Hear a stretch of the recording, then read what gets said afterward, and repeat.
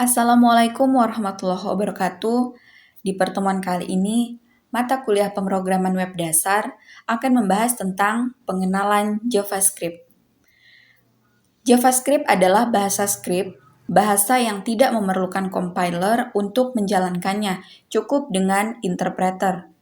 JavaScript untuk membuat program yang digunakan agar dokumen HTML yang ditampilkan dalam browser menjadi lebih interaktif dan dinamis.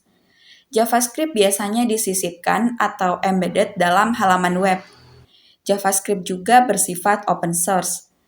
JavaScript bukanlah bahasa Java, perbedaannya, JavaScript adalah bahasa script yang membutuhkan interpreter untuk menjalankannya, sedangkan Java adalah bahasa pemrograman yang membutuhkan proses kompilasi terlebih dahulu agar bisa dijalankan. Hampir semua browser web sudah ada interpreter JavaScript. Oleh karena itu, kita disarankan untuk menggunakan browser web versi yang lebih baru agar mendapatkan dukungan JavaScript yang lebih baik.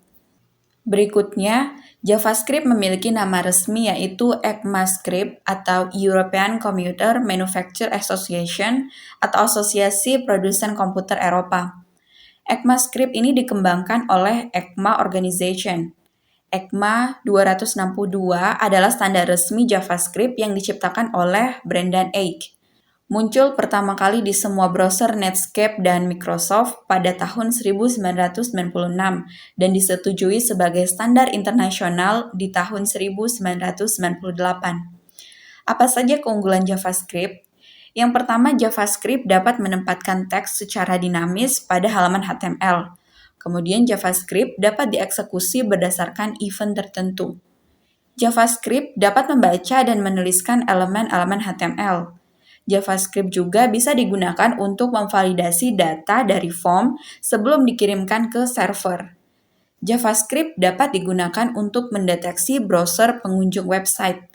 Dan JavaScript juga bisa digunakan untuk menyimpan dan mengambil informasi dari komputer pengunjung website. Selanjutnya untuk struktur JavaScript bisa diperhatikan seperti yang tampil di slide ini. Diawali dengan text script, language JavaScript, dengan type text JavaScript. Kemudian kita bisa menuliskan kode JavaScript-nya dan ditutup dengan tag penutup script. Selanjutnya untuk komentar di JavaScript. Dalam JavaScript kita bisa memberikan komen satu baris dengan menginputkan karakter double slash, atau juga kita bisa memberikan multi-line comment dengan menginputkan karakter slash, bintang, kemudian comment, dan bintang, kemudian slash di antara teks script.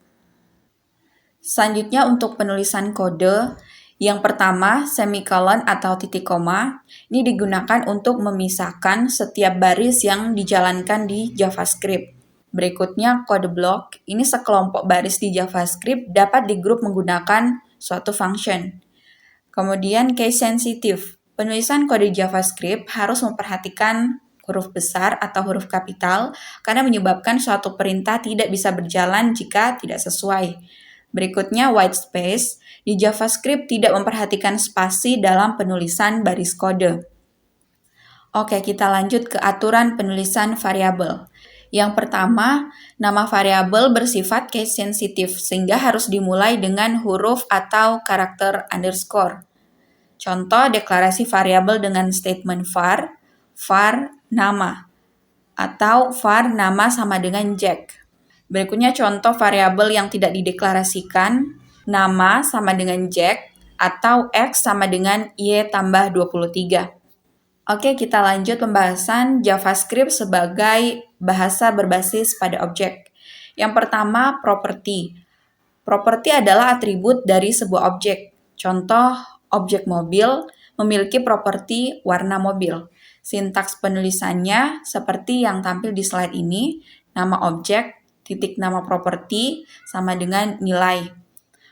Kemudian untuk metode atau metode ini adalah suatu kumpulan kode yang digunakan untuk melakukan sesuatu tindakan terhadap objek tersebut.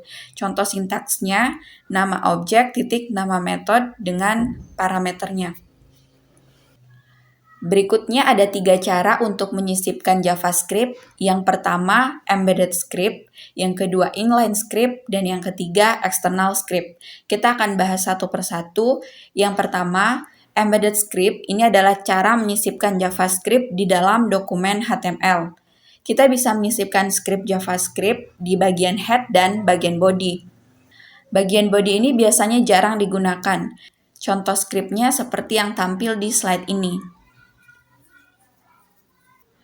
Selanjutnya, inline script. Kode program JavaScript didefinisikan langsung di dalam elemen HTML sebagai sebuah atribut. Atribut pada elemen HTML ini biasanya berkaitan dengan event, yaitu sebuah aksi yang dilakukan oleh seorang user. Misalnya seperti saat user menekan atau klik sebuah tombol. Contoh penggunaan inline script seperti yang tampil di slide. Berikutnya, external script. External script menempatkan kode program JavaScript secara terpisah. Kode program terhubung dengan dokumen dengan meletakkannya pada elemen head. File JavaScript ini disimpan menggunakan ekstensi .js. Untuk contoh penggunaan external script bisa dilihat dalam slide berikut ini. Oke, sekian pembahasan kita kali ini tentang pengenalan JavaScript. Sampai jumpa di video selanjutnya. Assalamualaikum warahmatullahi wabarakatuh.